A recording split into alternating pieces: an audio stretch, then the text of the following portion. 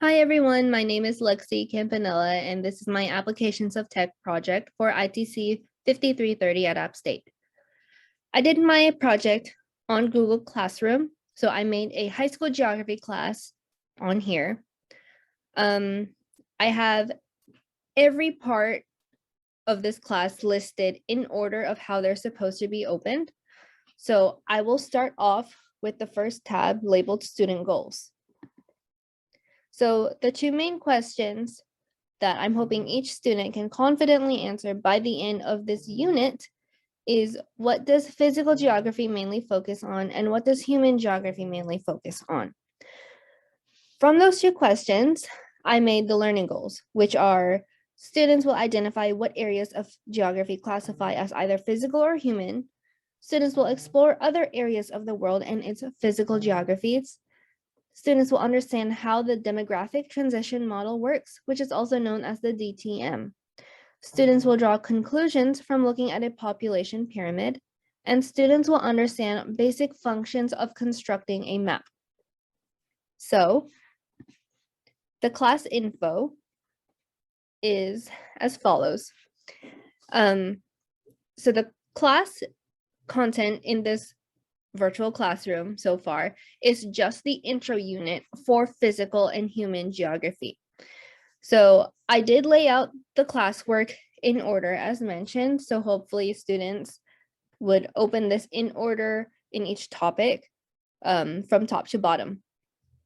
I did have each assignment, quiz, and participation graded out of points. So this class goes off a point system. I did not include a grading rubric or like an overall point chart because this is just the intro unit. I am hoping to, if this is implemented or if I have an opportunity to implement this, I would use the rest of the classroom as like deeper detail on physical and human geography, but this unit in specific is just for introducing students to physical and human geography, just the important aspects of them so that they get a general gist of how the rest of the class would be. Because after this intro unit, it would potentially focus more into different areas of physical geography. We would like focus more on like hydrology, geodemographics, all of like the main important areas of physical and human, but we would like take more time into diving deeper into them. But for this class work so far, it's just showing the intro unit so that they can get a feel of it. I do plan for this class to meet synchronously once at the end of each week. So it would be either Thursday or Friday, whenever the last A day of the school week is. So the school I'm at right now, where we go off of A days and B days. So the school week goes A day, B day, A day, B day, A day, B day, and it continues on to next week, back and forth like that. So it's either going to be Thursday or Friday. For each meeting, there is a Google Meet link attached.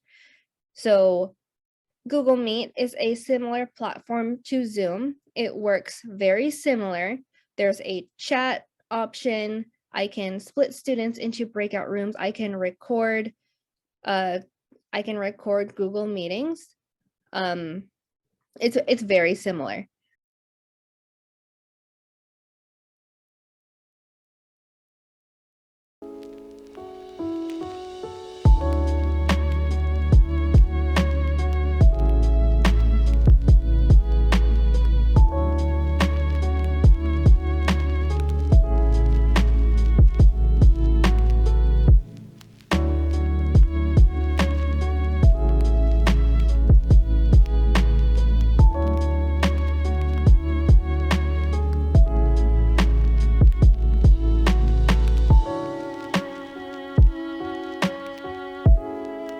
So my schedule I have shown here for virtual office hours and for appointment or meeting requests.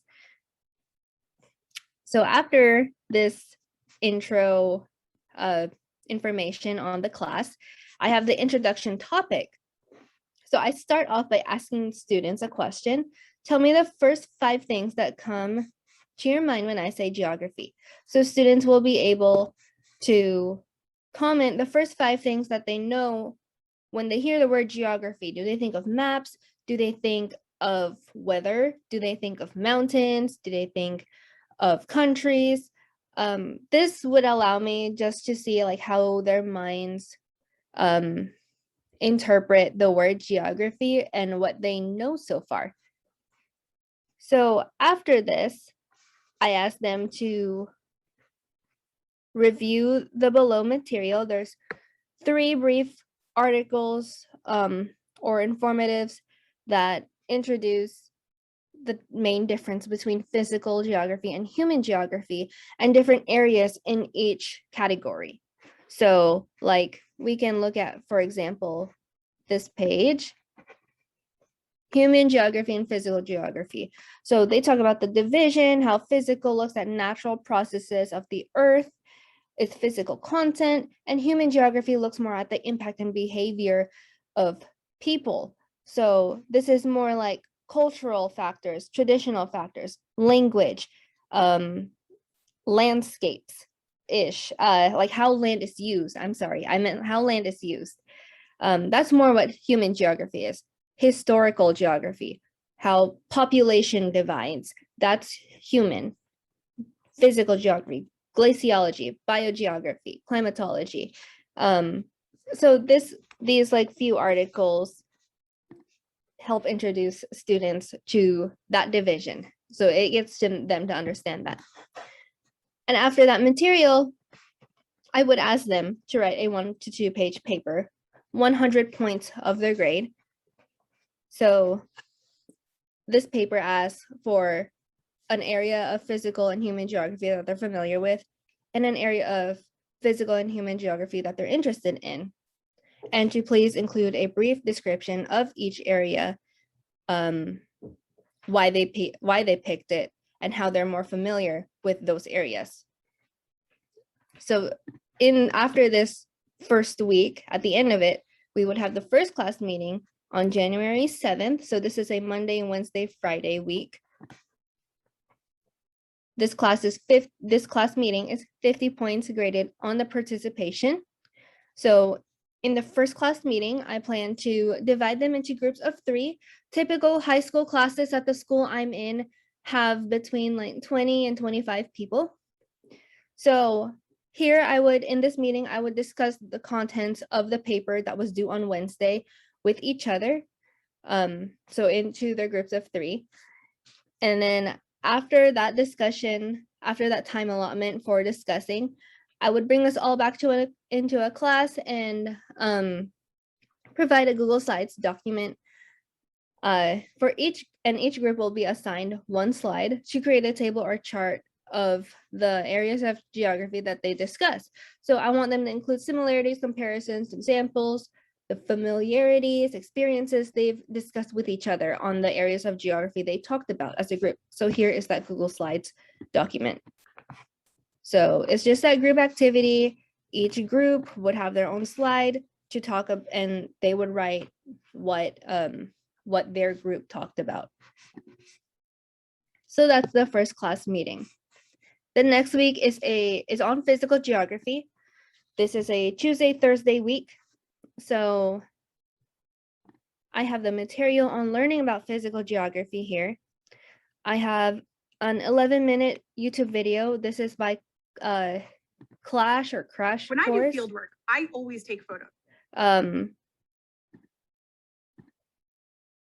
It's a common educational channel that talks about certain areas of education. So I found this one on physical geography to introduce students to it.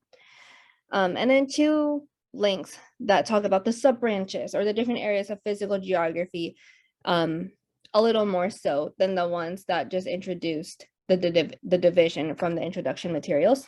So these 2 links go deeper into the different areas of physical geography, what they like really are. And then On that Tuesday of that week, they have a Google Earth activity, which is worth 200 points of their grade. So I'm asking students here to visit the attached link, which is at the bottom right here. The link goes to Google Earth. And I'm asking students for this assignment to use the dice, the I'm feeling lucky dice on Google Earth. And doing this will let them be directed to a random area of the world. I'm asking them to submit a screenshot of where they landed and then to answer the following questions. The name of where they were, where they got landed on, what it is, where it is, have they heard of it, and then to explain the geography like in that location or at that location. So I have an example, a small list of examples right here that explain what physical geographies they could potentially talk about depending on where they landed on.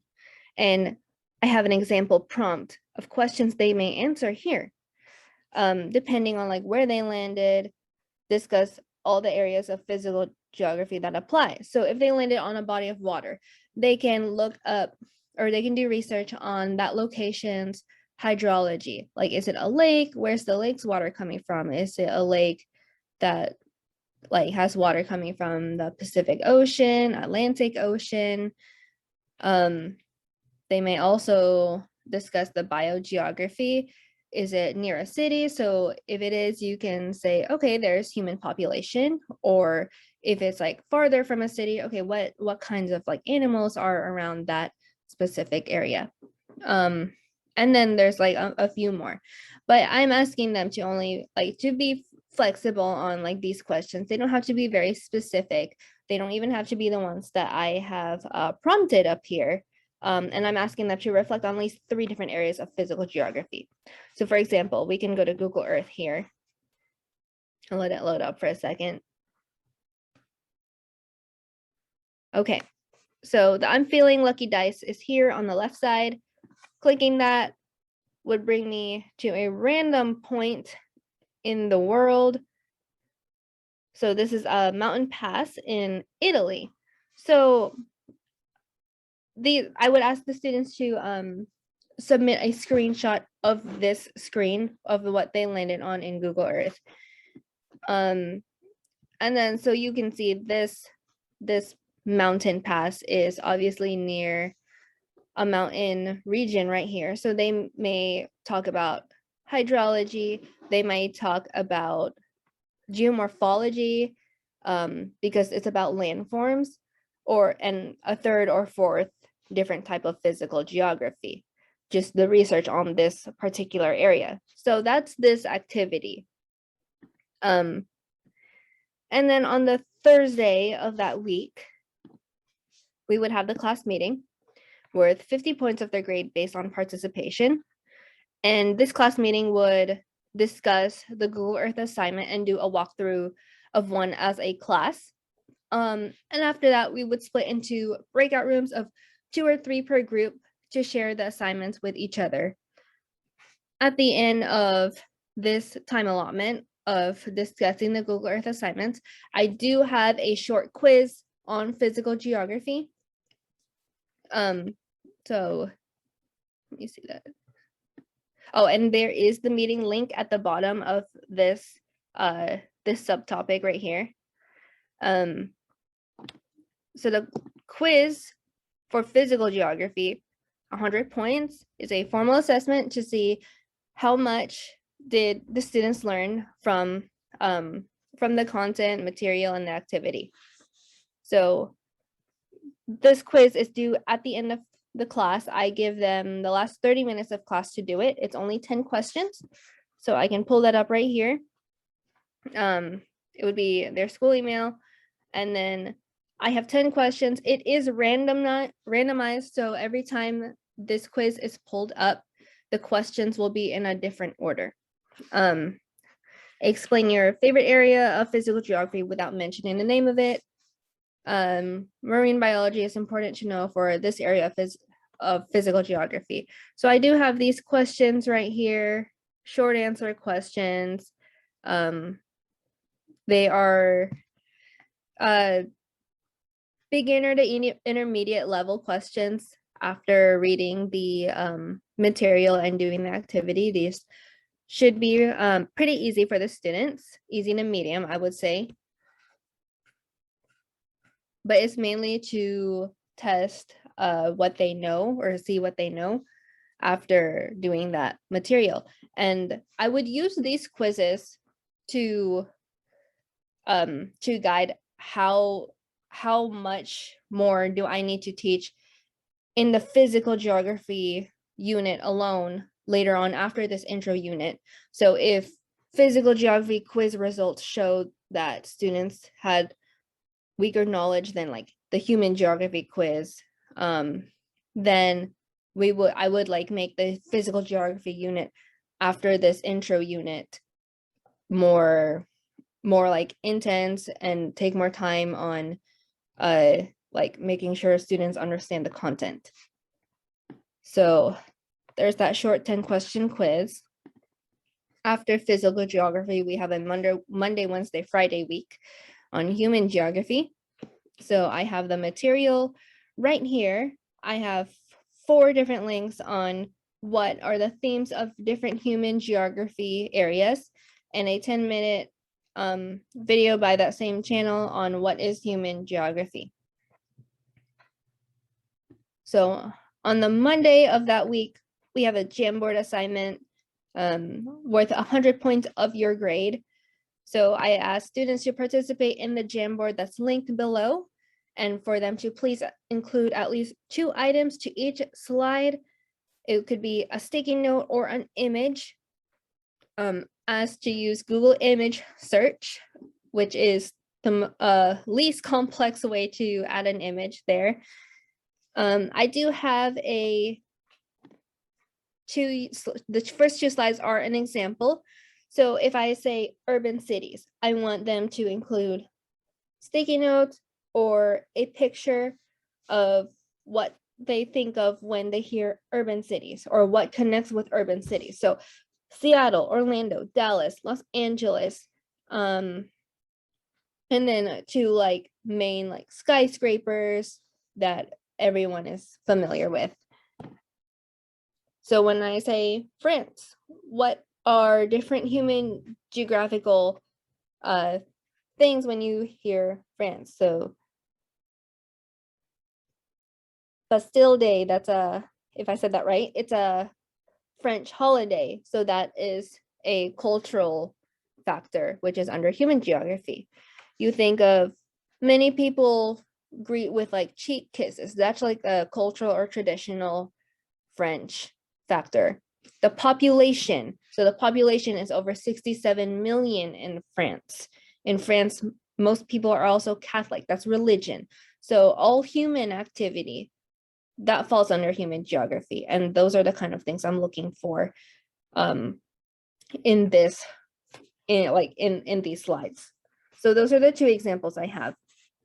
And then I have a few more slides. So Mexico. So I'm looking for students to put their thoughts on Mexico. What traits of human geography do they think of when the topic is on Germany or when it's on rural? So I'm thinking of things like this is more like countryside. In rural, there are like the population is smaller typically. The job availability might be like a little less available in rural areas. Demographic groups. So these are things like different races, different ethnicities, different age groups. I'm looking for these kind of things. And then languages, that's kind of very straightforward. English, Spanish, French, Italian. So this is that Jamboard assignment. This is also, it's kind of like an assessment to see what the students know already, or what kind of traits of human geography do they know when they think of certain areas.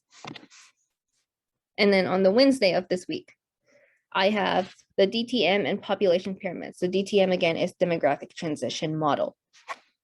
So this is the intro to that, to these models. So it's worth 100 points of their grade. I do have a few links here, a video and 2 links that introduce students to the demographic transition model and a population pyramid. So the DTM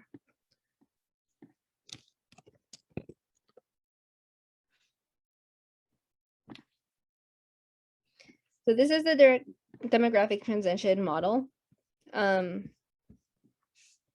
shown on the right here on Wikipedia. So you have stage 1, 2, 3, 4, and a potential stage 5. These show the total population growth with the birth and death rate lines in the graph as well. Underneath here, you see population pyramids. So based on the shape of the population pyramid, they fall under either stage 1, 2, 3, 4, or 5, based on the birth and death rate of that country.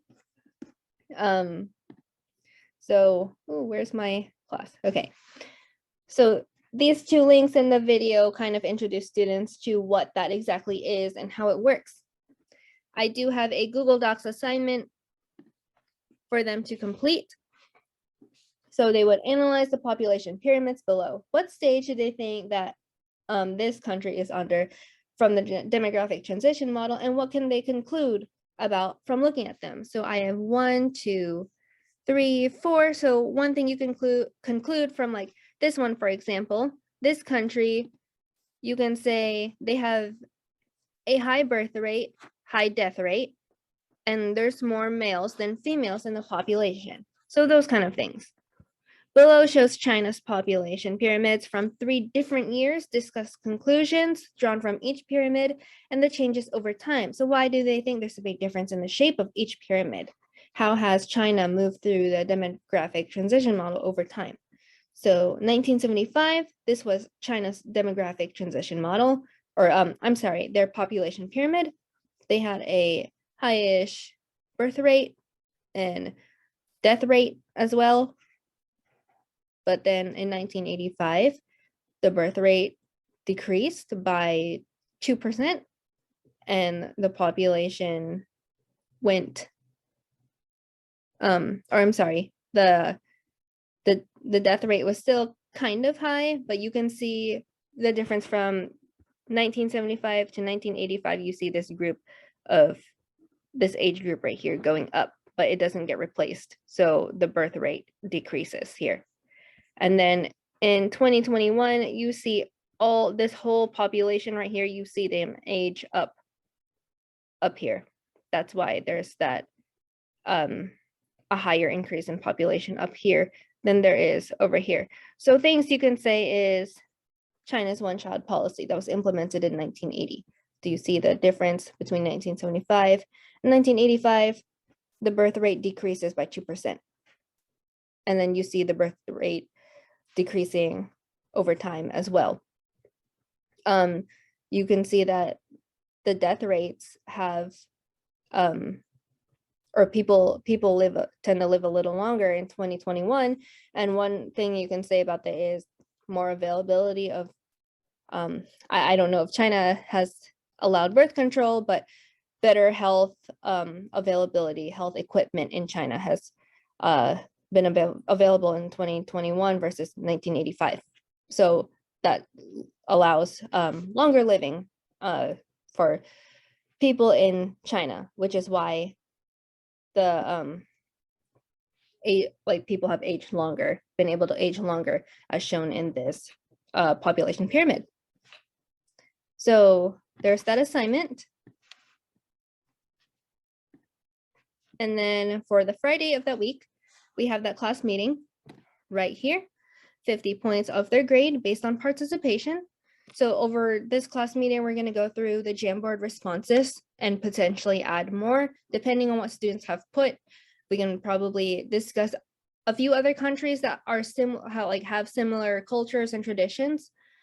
And then we'll also do a walkthrough of the DTM and population pyramids assignment that was due on Wednesday. And then for the last 30 minutes of class, oh, and here's the meeting link as well. The last 30 minutes of class, I will allow the students to have the human geography quiz done. The quizzes are, I don't know if I mentioned it for the physical geography quiz, but these quizzes are due at the end of class, which is at 12:15. So 100 points of their grade on the human geography quiz. So it's also like the physical geography quiz. It's 10 questions. I will slowly go through them. So giving them prompts and for them to answer, is it stage 1, 2, 3, 4, or none of them?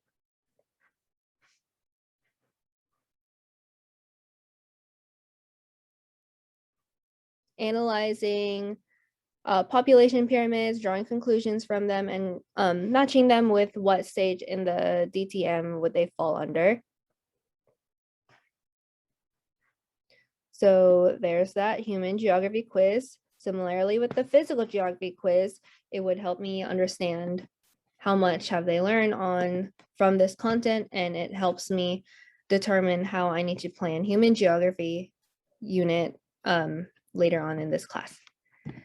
And then lastly, we have a Tuesday, Thursday week that's split between the maps and review. So I have the maps material I'm hoping they look at like on the weekend or Monday. So that 10-minute video on that crash course YouTube channel on what is a map, and then 3 different links on focusing on map features. So there is vector and raster maps, and we will be only focusing on vector mapping for this class. And so they have a maps assignment that is due on Tuesday, January 25, worth 250 points of their grade. So I have the whole instructions right here. So please visit google.com/mymaps and sign in with your school account. So I have students to prompt with the student's assignment instructions are all right here. So I am asking them to create a map from using Google Maps. And I have the prompts of what they have to do with the layers for this assignment.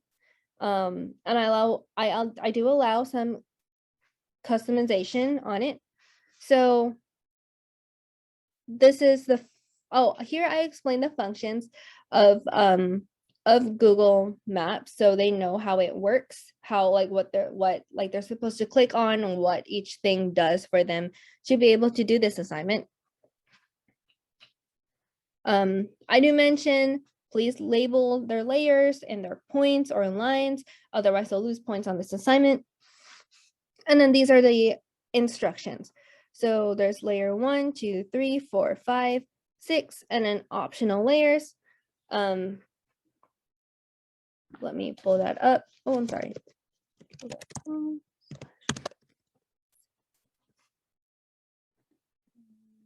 I have this in my other account. Okay, so this is that assignment for my maps. If you follow, so number 2 shows the functions, and then step 3 shows the layers. And then after you do each of these layers, you should have this shown right here. It's a map of directions from Seattle Woodland Park Zoo to a park in Everett. So I asked them to show the directions with your legend right here, the distance, the zoo, the gas station marker, the park marker, and then they can, there's other like fast food markers I asked them to put. Some of them are customizable, like hey, choose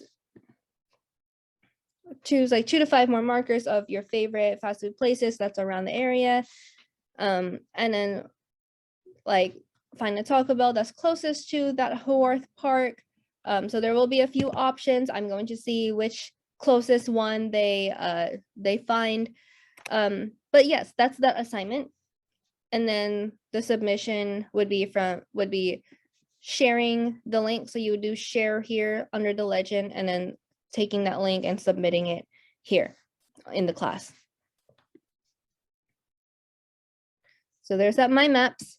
And then lastly, on the Thursday of that week, we have a class meeting, and it will be a Jeopardy review game. So 200 points based on the participation in the class. Briefly going over the My Maps assignment first, seeing if anyone wants to share their map. And then as a class, I will be streaming the Jeopardy game. So this will be a review of this whole intro unit before further diving deeper into each category of geography. So before we go into the physical geography unit and the human geography unit. So the points are based on participation, and it's in preparation. This game is in preparation for their final intro unit test on Monday. So for this Jeopardy game, the class will be split into 5 different groups. And then I have 2 rules for this game, just so that I can hear more from students.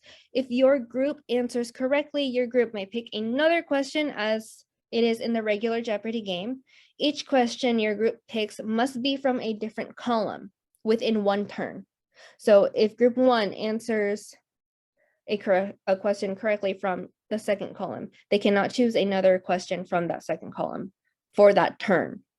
If your group answers a response correctly 3 times in a row, your group's turn must be completed. This allows me to hear from other students and groups. So the meeting link is shown here, and then I will show my geography board. So I have it in 5 teams.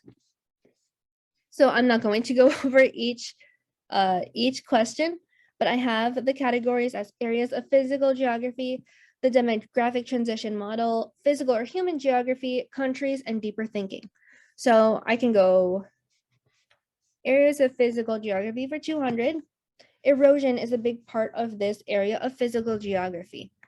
And then let's say team 2 gets that correctly, they get 200 points.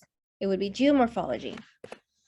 Demographic transition model for 300. Explain stage 1 of the demographic transition model. I'm looking for answers like low population, high birth rates, high death rates. Let's say team 1 gets that. Physical or human geography. Demographics. What is demographics under? Physical or human? It's under human. Countries. Name a country in stage 2 of the demographic transition model. Then these answers may vary a lot because there's obviously plenty of countries. And then deeper thinking. Characterize what a potential stage 5 could look like on a demographic transition model. So not all demographic transition models show stage 5. It's more of something that's a potential add-on because not a lot of countries are actually in stage 5. Only Japan is, and potentially Germany. But yes, that I'm looking for something like this based on the chart that you see on the demographic transition model. You see the population increase and birth rates falling lower than or being steady to the death rates, but in a stage 5, it would fall actually lower than the death rate. And a lot of these questions are actually going to be on the final quiz. So after that class meeting, the next week would be Monday, January 31st. The last part of this intro unit would be that final test, 300 points of their grade, final end of unit test due by Monday at midnight. So to go over, I have 22 questions on here. So it's a mix of physical and human geography questions. A lot of it is from the Jeopardy, a lot of it is from the quiz questions as well, and a lot of them are like newer, deeper thinking ones. So I will slowly go through this final quiz.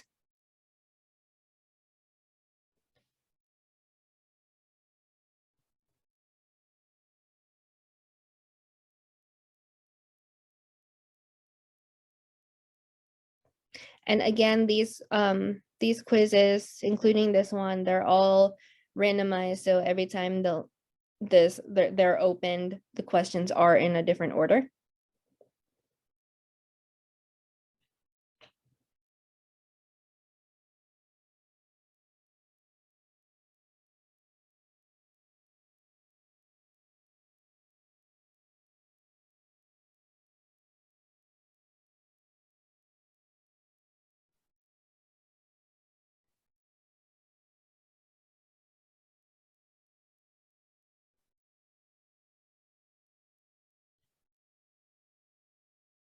All right, so that is the final quiz.